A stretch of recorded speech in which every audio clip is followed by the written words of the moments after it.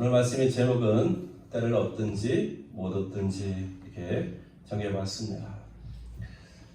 오늘 사도 바울이 죽음을 앞에 두고 그의 영적인 아들이었던 디모데에게 엄히 명령하고 있습니다. 오늘 2절에 보니까 너는 말씀을 전파하라. 때를 얻든지 못 얻든지 항상 힘쓰라. 범사의 오래 잠문과 가르침으로 경책하고 경계하며 권하라 말씀하고 있습니다. 지금 사도 바울은 두 번째로 로마 감옥에 투옥되어 있는 상황입니다. 6절에 전제와 지뢰가 벌써 부어졌다 고백하는 것처럼 이제 순교할 날이 가까워졌음을 직감적으로 느끼고 있습니다. 여러분, 이 전제라는 것은 구약의 희생자에서 이제 제사를 다 드리고 마지막 순간에 하나님 앞에 이렇게 포도주를 붓는 것을 가리킵니다. 그러니까 이 전제와 지뢰가 벌써 부어졌다라는 것은 희생제사가 다 끝났다라는 의미를 담고 있는 것처럼 이제 내 인생도 다 끝이 왔다 하는 죽음을 암시하는 표현임을 우리가 이해할 수 있습니다. 죽음을 앞에 둔 사도 바울 디모데에게 엄히 명령합니다. 너는 말씀을 전파하라.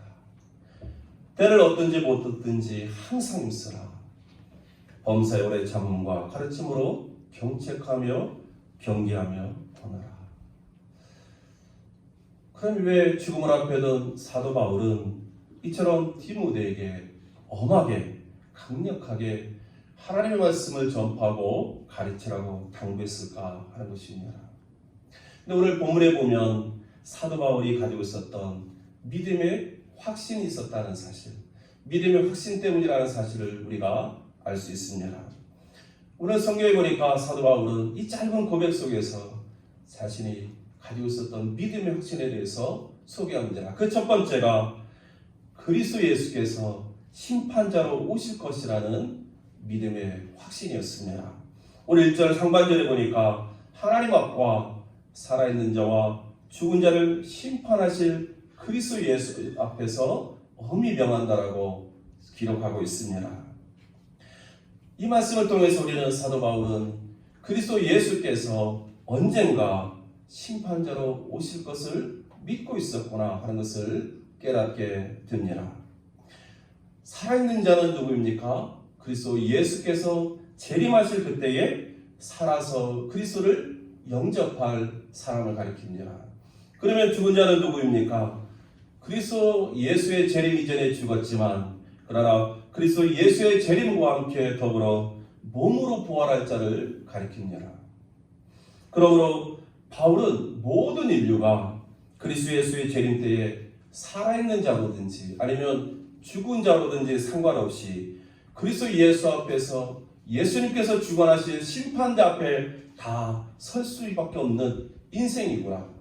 그 그리스도의 심판대를 피할 수 없는 인생이라는 것을 우리에게 확실하며 전하고 있음을 보게 됩니다. 그리고 그리스도 예수의 심판대 앞에 섰을 때에 각각 선악간에 그 몸으로 행한 대로 심판받을 것을 믿고 있었구나 하는 것도 우리가 깨닫게 되는 것입니다. 그래서 고린도후서 9장 9절 이하를 보면 사도 바울이 이렇게 고백하고 있습니다. 그런즉 우리는 몸으로 있든지 떠나 있든지 주를 기쁘시게 하는 자가 되기를 힘쓰노라. 이는 우리가 다 반드시 그리스도의 심판대 앞에 나타나게 되어 각각 선악간에 그 몸으로 행한 것을 따라 받으려야 함이라 기록하고 있습니다. 여러분, 성경에 보면 그리스도 예수께서 친히 주관하시는 심판에 대해서 여러 곳에서 기록하고 있음을 보게 됩니다. 로마서 2장 16절에 보니까 하나님 예수 그리스도로 말미암아 사람들의 은밀한 것을 심판하시는 그날이라 이렇게 말씀하시면서 우리가 이 땅에 살면서 은밀하게 했던 모든 것에 대해서 예수님께서 심판하실 그날이 있음을 우리에게 소개하고 있습니다. 또 데살로니가후서 1장 7절 이하를 보면 주 예수께서 자기의 능력의 천사들과 함께 하늘로부터 불꽃 가운데서 나타나실 때에 하나님을 모르는 자들과 우리 주 예수의 복음에 복종하지 않는 자들에게 형벌을 내리시리니 이런 자들은 주의 얼굴과 그의 힘의 영광을 따라 영원한 멸망의 형벌을 받으리로다. 이렇게 경계하고 있음을 보게 됩니다. 예수 그리스도의 심판은 형벌이 임하는 것입니다. 영원한 멸망의 형벌이 있다는 것을 우리에게 경계하고 있음을 우리가 이 아침 우리 마음에 새길 수 있기를 원합니다. 사실 우리가 매 예배 때마다 고백하는 것처럼 사도신경 가운데도 보면 하늘에 오르시어 전능하신 아버지 하나님 우편에 앉아 계시다가 거기로부터 살아있는 자와 죽은 자를 심판하러 오십니다. 이렇게 우리가 고백하고 있음도 보게 됩니다.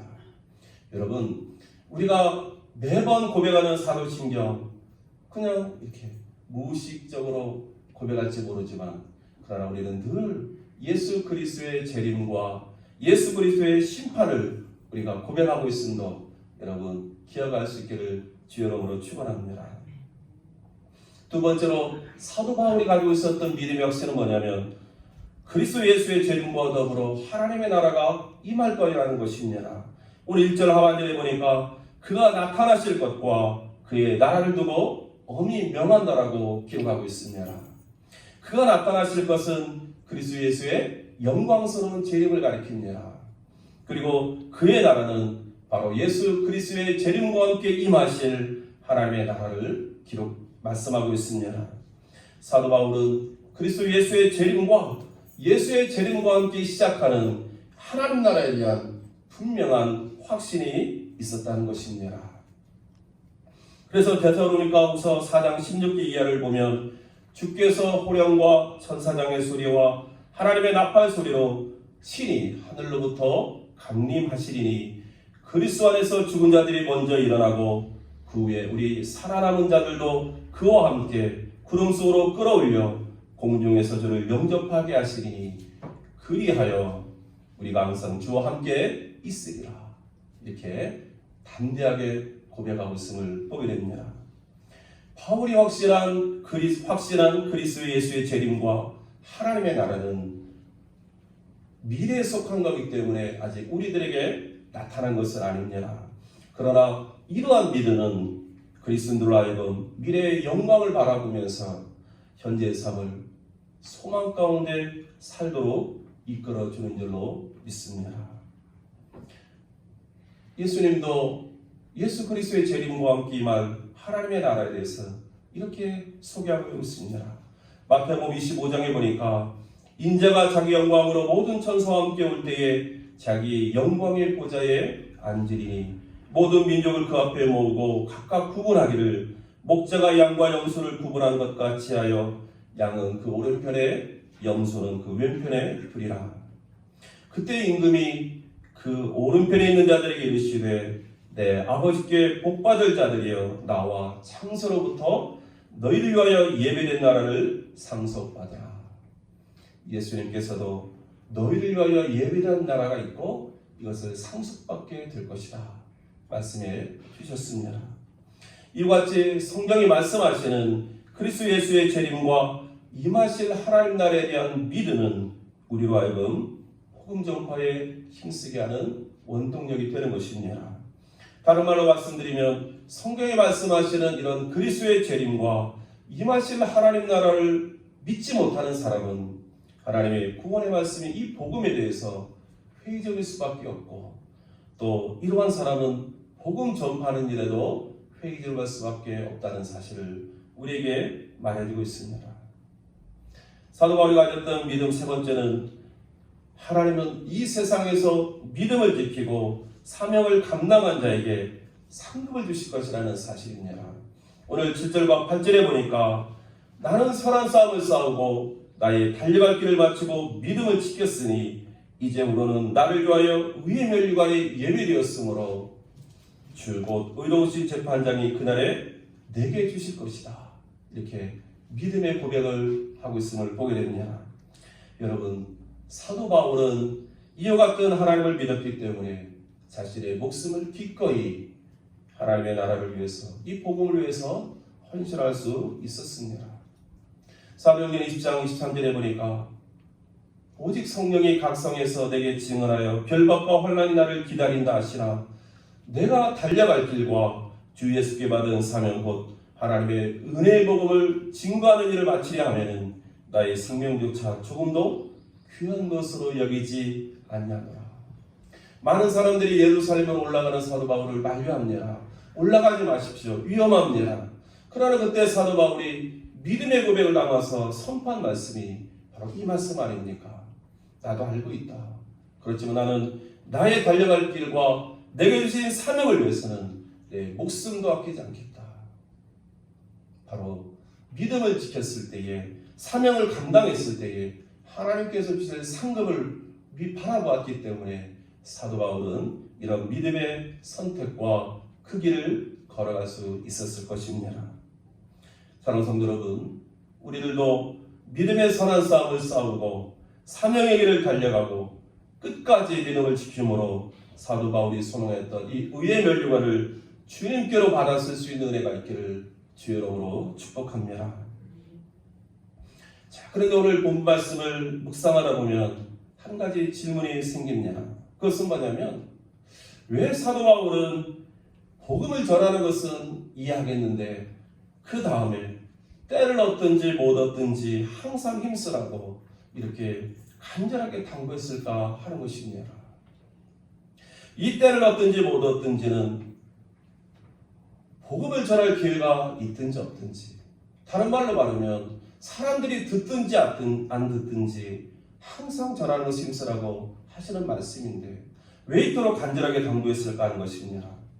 그것은 사도 바울이 가지고 있었던 때에 대한 문제였습니다. 오늘 3절에 보니까 때가 이르리니 이렇게 시작합니다. 때가 있다는 것입니다. 그 때가 언제입니까? 사람이 바른 교훈을 받지 아니하며 귀가 가려워서 자기의 사역을 따를 스승을 많이 두고 또 그 귀를 진리에서 돌이켜 허탄한 이야기를 따르는 그 때가 있을 것을 예견하고 있었던 것입니다. 사랑하는 성도 여러분, 사도 바울이 바라볼 때 언젠가는 사람들이 바른 교훈을 받지 않을 것 같구나. 또 귀가 가려워서 자기의 사역을 따를 스승을 많이 둘 때가 있을 것 같구나. 그 귀를 진리에서 돌이켜 허탄한 이야기를 따를 때가 있겠구나 하는 것을 깨닫고 나니까 마음이 조금은 조급해진 것 같습니다. 우리가 이 사도 바울이 말하는 때를 살펴보면 하나님의 구원의 복음에서 점점 멀어지는 때라는 것을 우리가 알 수가 있습니다. 하나님의 구원의 복음으로부터 계속해서 나빠지는 때라는 것을 우리에게 말해주고 있습니다. 이것이 바로 죽음을 앞에 둔 사도 바울이 디모데에게 그토록 좀 빠르게 그리고 좀 더 자주 복음을 전파하라고 간곡히 당부했던 이유인 것입니다. 사람들이 진리며 구원이 바로 그리스도 예수의 복음을 배척할 때가 임할 것인데 그 때가 임하기 전에 할 수만 있으면 기회가 닿는 대로 빨리 하나님의 복음을 전함으로 더 많은 사람이 구원받았으면 좋겠구나 하는 사도 바울의 간절한 바람이 있었던 것입니다. 그래서 사도 바울은 디모데에게 내가 엄히 명하노니 하면서 복음을 힘써 전하라고, 때를 얻든지 못 얻든지 힘써 전하라고 당부한 것입니다. 사랑하는 성도 여러분, 그런 의미에서 때를 얻든지 못 얻든지 항상 힘쓰라는 이런 사도 바울의 이 당부는 이제는 죽음을 앞에 둔 전도자의 애절한 마음이었음을 알 수 있고, 또한 평생 사명의 점을 다하고 난 하나님의 사람이 이제 다음 세대에게 이 사명 어린 간절한 당부를 하고 있음도 우리가 깨닫게 됩니다. 때로 우리는 이렇게 생각하지 않습니까? 우리는 때로 시간이 지나면 좋아질 거야. 언젠가는 더 나아지겠지 하면서 우리 스스로를 좀 자유할 때가 있지 않습니까? 하지만 오늘 사도 바울의 당부 속에서는 그렇게 되는 것이 쉽지 않겠구나 하는 것을 좀 깨닫게 되고, 가만히 있다고 해서 상황이 좋아지는 그런 것보다는 오히려 시간이 지날수록 더 나빠지는 상황도 올 수 있겠구나 하는 것도 우리에게 말해주고 있습니다. 사랑하는 성도 여러분, 누군가에 우리가 복음을 전하지 않고 누군가를 위해서 기도하지 않고 때를 얻든지 못 얻든지 하나님의 구원의 복음을 전하지 않고 스스로 구원의 길로 나오기를 기대하고 스스로 교회 나오기를 기대하고 스스로 하나님께로 돌이키기를 기대하는 것, 여러분, 이런 일이 정말 있을 수 있겠습니까? 그러므로 우리들은 이 사도 바울이 권면하는 이 말씀과 같이 근신하는 자세로 복음 전파를 위해서 고난을 기꺼이 받고 하나님의 복음 전파하는 일을 마치 나의 직무처럼 생각하면서 사명감을 가지고 일을 행해야 될 줄로 믿습니다. 지난 주중에 새벽기도 시간에 하나님 말씀을 전했습니다. 레위기 10장 1절로 9절에 있는 말씀인데 내용은 두 가지입니다. 하나는 몰래 제사를 드리지 말고 신접한 자나 박수무당을 따르지 말아라. 하나님 공경하라는 말씀입니다. 그런데 두 번째 말씀이 있었습니다. 그건 뭐냐면 부모를 저주하지 말아라. 부모를 공경하라는 것입니다. 만약에 너희가 하나님을 공경하지 않고 부모를 공경하지 않으면, 그래서 이방 제사를 드리고 부모를 저주하면 그 사람들은 반드시 죽이라. 이게 하나님의 명령입니다. 여러분, 우리는 저주하지 말라라고 했을 때 이 저주가 입으로 경멸하는 것을 생각합니다.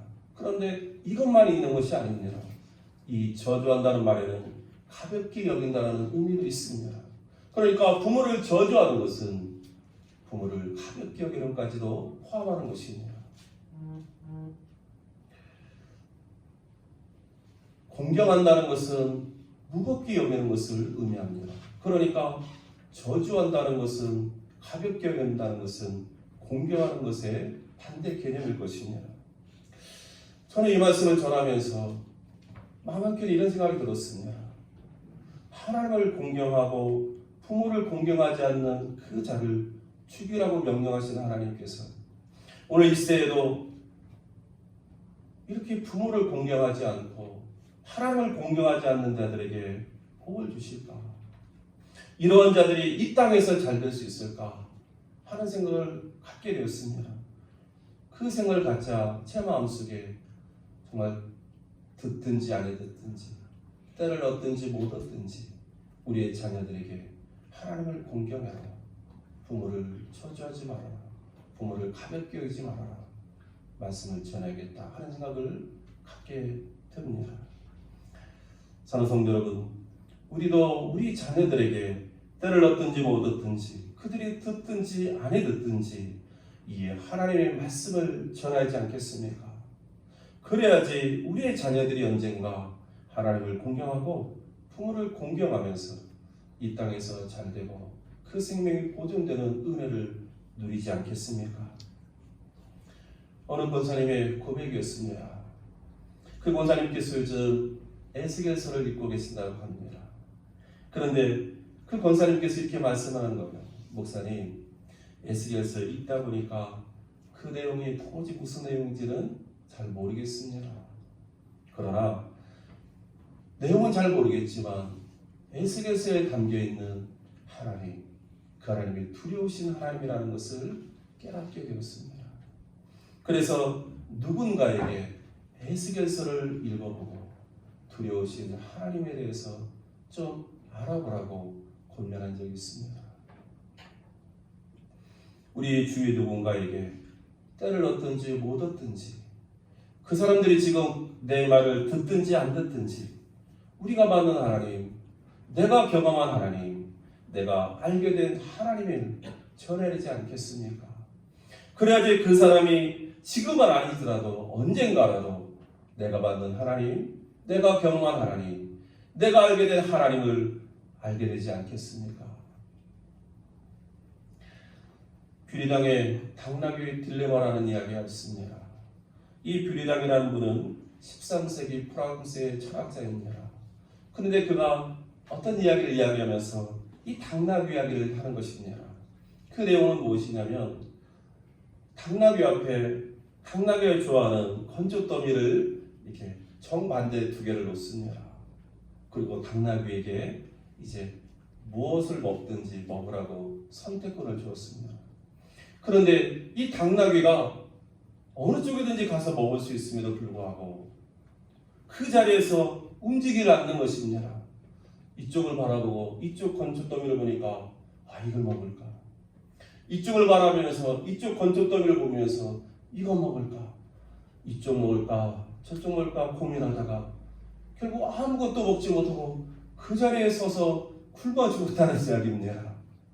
여러분, 물론 이것은 어떠한 비유일 것입니다. 그런데 제가 이야기를 알게 되었을 때에 사실은 이 이야기 속에서는 양쪽 건초더미가 차이는 없지만 우리들도 한쪽에는 하나님의 것, 한쪽에는 이 세상의 것을 바라보면서 무엇을 취할까 선택하지 못하고 이리저리 바라보다가 세월 허비하고 하나님의 것을 취하지 못하고 있는 우리들의 모습은 아닐까 하는 생각을 갖게 되었습니다.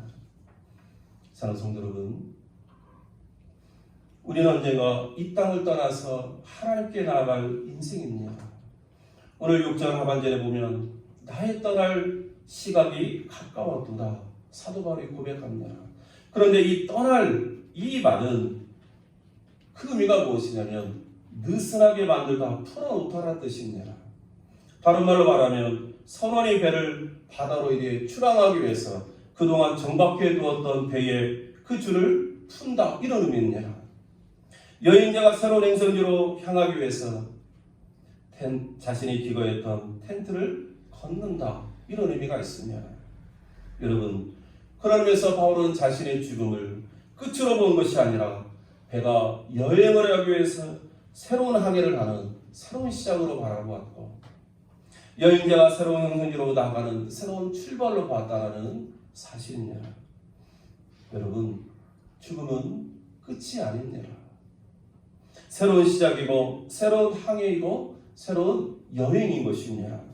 그러므로 우리가 이 땅을 살면서 새로운 출발을 잘 준비해야 되지 않겠습니까?